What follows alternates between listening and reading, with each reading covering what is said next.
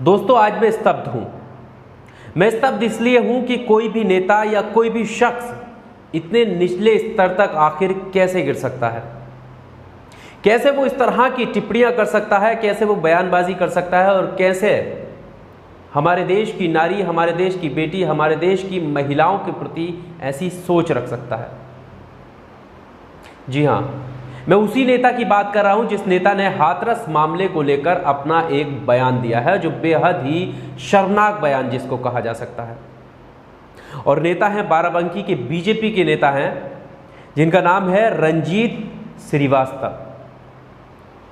इनका वीडियो आपने देखा होगा, सोशल मीडिया पर लगातार वायरल हो रहा है। इतिहास इस बात को याद रखेगा कि जब पूरा देश हाथरस की गुड़िया को इंसाफ दिलाने के लिए सड़कों पर था, हाथरस की गुड़िया की जांच की मांग कर रहा था, उसके दोषियों को सजा दिलाने की मांग कर रहा था, उस वक्त ये नेता अपने घर में बैठकर उन आरोपियों को निर्दोष साबित करने पर तुले थे। और सिर्फ निर्दोष साबित करने पर नहीं तुले थे, बल्कि ऐसी शर्मनाक टिप्पणी दे रहे थे, ऐसे शर्मनाक बयान दे रहे थे जिससे ये समझा जा सकता है कि इनकी सोच का स्तर किस लेवल तक है। वो ये बताना चाह रहे थे कि आखिर क्यों ये जो हैं मरने वाली बेटियां ये गन्ने के खेत में ही क्यों मिलती हैं, ये बाजरे के खेत में ही क्यों मिलती हैं। यानी उनका कहने का मतलब ये था, गन्ने का खेत जो होता है वो काफी घना होता है, उसमें कोई अंदर जाता तो दिखता नहीं है। बाजरे का खेत भी काफी बड़ा होता है। धान और गेहूं के खेत में ये लड़कियां क्यों नहीं मिलती, वहां पर जाकर क्यों नहीं मरती। ये इनके शब्द थे। और ये कह रहे थे कि ये लड़कियां जो हैं अपनी मर्जी से लड़कों को बुलाती हैं और जब पकड़े जाते हैं तो ये इस तरह की घटनाएं सामने आती हैं और अमूमन पकड़ी ही जाती हैं। इस नेता के वो शब्द आपको सुना देता हूं जो वैसे भी सोशल मीडिया पर वायरल हो रहे हैं, लेकिन एक बार आप सुन लीजिए कि इनकी सोच कितनी गिर चुकी है। लड़की ने लड़के को बुलाया होगा बाजरे के खेत में, चूंकि प्रेम प्रसंग था। सब बातें सोशल मीडिया पर भी हैं, चैनलों पर भी आ चुकी हैं। पकड़ ली गई होगी, अक्सर यही होता है खेतों में। ये जितनी लड़कियां इस तरह की मरती हैं, ये कुछ ही जगहों पे पाई जाती हैं। ये गन्ने के खेत में पाई जाती हैं, अरहर के खेत में पाई जाती हैं, मक्के के खेत में पाई जाती हैं, बाजरे के खेत में पाई जाती हैं, ये नाले में पाई जाती हैं, झाड़ियों में पाई जाती हैं, जंगल में पाई जाती हैं। ये धान के खेत में मरी क्यों नहीं मिलती हैं, ये गेहूं के खेत में मरी क्यों नहीं मिलती हैं।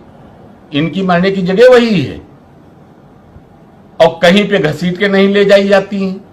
कोई इनको घसीट के ले जाके देखता नहीं कि इनको घसीट के ले जाया गया। तो आखिर ये घटनाएं इन्हीं जगहों पर क्यों होती हैं, ये पूरे देश स्तर पर जांच का विषय है। मैंने गलत नहीं कहा है, लेकिन लड़की दोषी नहीं है। तो अब आप सोच सकते हैं कि कैसे कोई व्यक्ति, नेता छोड़ दीजिए आप, समाज का प्रतिनिधि छोड़ दीजिए आप, क्या कोई व्यक्ति, क्या इस समाज में रहने वाला एक आम व्यक्ति इस तरह की भाषा का इस्तेमाल कर सकता है, इतने निचले स्तर तक सोच सकता है। और आप पूरे घटनाक्रम को देख सकते हैं जब हाथरस की गुड़िया को लेकर लोग सड़कों पर हैं, इंसाफ की मांग कर रहे हैं, सामाजिक कार्यकर्ता हैं, एक आम इंसान है इस देश का जो कहता है कि हमारी बेटियों के साथ इस तरह की वारदातें आए दिन हो रही हैं जो कि नहीं होनी चाहिए। और ठीक उसी समय में हाथरस की गुड़िया को इंसाफ दिलाने जब लोग सड़कों पर उतरे हैं तो इत्तेफाक ही कहा जा सकता है कि जैसे ये बीजेपी के नेता हैं वैसे ही बीजेपी नेता और क्या कर रहे हैं। और सिर्फ इतना ही नहीं, वीडियो में जब आप आगे देखेंगे तब आप पाएंगे कि ये नेता सिर्फ बेटियों के लिए ही अपमानजनक शब्दों का इस्तेमाल नहीं कर रहे हैं, बल्कि हाथरस के आरोपियों को भी निर्दोष बताने की कोशिश कर रहे हैं। वो ये बताना चाह रहे हैं कि उनकी जिंदगी कैसे खराब हो सकती है, उनकी जवानी का क्या होगा, उनका हर्जाना कौन भरेगा। यानी एक देश की बेटी जो इस दुनिया को अलविदा कह चुकी है, छोड़कर जा चुकी है, जिसका कोई कसूर नहीं था, जिसकी इंसाफ की मांग हो रही है, उसकी इन्हें फिक्र नहीं है, उसके परिवार की इन्हें फिक्र नहीं है, बल्कि उन लोगों की फिक्र है जिन पर आरोप लगे हैं। और जैसा कि मैंने पहले कहा कि ये इत्तेफाक की बात है कि ये बीजेपी के नेता हैं।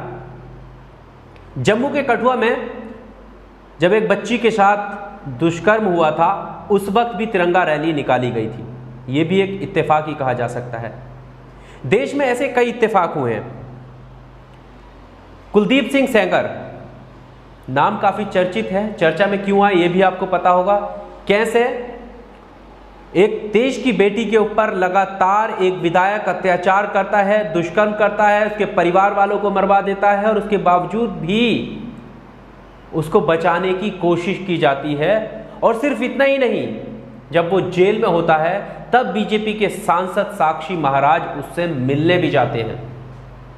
और ठीक वैसे ही साक्षी महाराज के पद चिन्ह की तरह चलते हुए हाथरस के सांसद ने भी किया है। हाथरस के सांसद गुपचुप तरीके से इन आरोपियों से जेल में मिलने पहुंचे हैं। और जब जेल में मिलने पहुंचे थे और जब ये बात सामने आई तो उन्होंने कहा नहीं साहब हम चाय पीने गए थे। ये भी एक इत्तेफाक ही है, बहुत सारे इत्तेफाक होते हैं। और सिर्फ इतना ही नहीं, बलिया से बीजेपी के विधायक हैं सुरेंद्र सिंह, वो संस्कार की बात कर देते हैं कि बच्चियों में संस्कार नहीं है, माएँ उन्हें संस्कार सिखाएं, परिवार उन्हें संस्कार दिखाएं। और उस संस्कार का क्या जो 6 महीने की बच्ची के साथ दुष्कर्म होता है, रेप होता है, 8 महीने की बच्ची के साथ रेप होता है, क्या उसको भी संस्कार की जरूरत है? क्या उसको भी संस्कार की जरूरत है? और इत्तेफाक से ये भी बीजेपी के विधायक हैं। तो एक के बाद एक, चाहे वो हाथरस की घटना हो, चाहे वो जम्मू के कठुआ की घटना हो, चाहे वो कुलदीप सिंह सेंगर की जो उसने वारदात को अंजाम दिया था वो पूरी घटना हो, उन्नाव वाला मामला, ये सारा इत्तेफाक ही तो है। और अब भी इत्तेफाक ही कहा जा सकता है कि इस शख्स के जो बोल हैं वो इस सोच पर निर्भर करते हैं कि इनकी सोच क्या है। और शायद यही वजह है जो विपक्षी दल, विपक्षी नेता, सामाजिक कार्यकर्ता लगातार आरोप लगाते हुए नजर आ रहे हैं। मैं एक ट्वीट आपको दिखाता हूं जो कि अलका लांबा का है। कांग्रेस की नेता है अलका लांबा, जो लिख रही है कि देश की महिलाओं को अब घरों से बाहर निकलकर आर और पार की लड़ाई लड़नी होगी।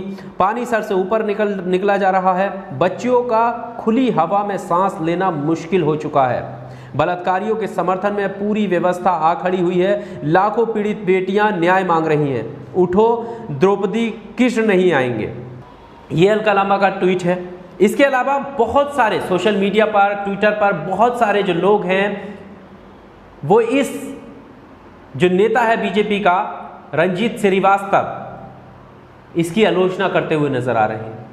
और ना सिर्फ इसकी आलोचना कर रहे हैं बल्कि बीजेपी की आलोचना कर रहे हैं। और उसकी वजह यह है कि इस तरीके के नेता उनकी पार्टी में आखिर कैसे हैं।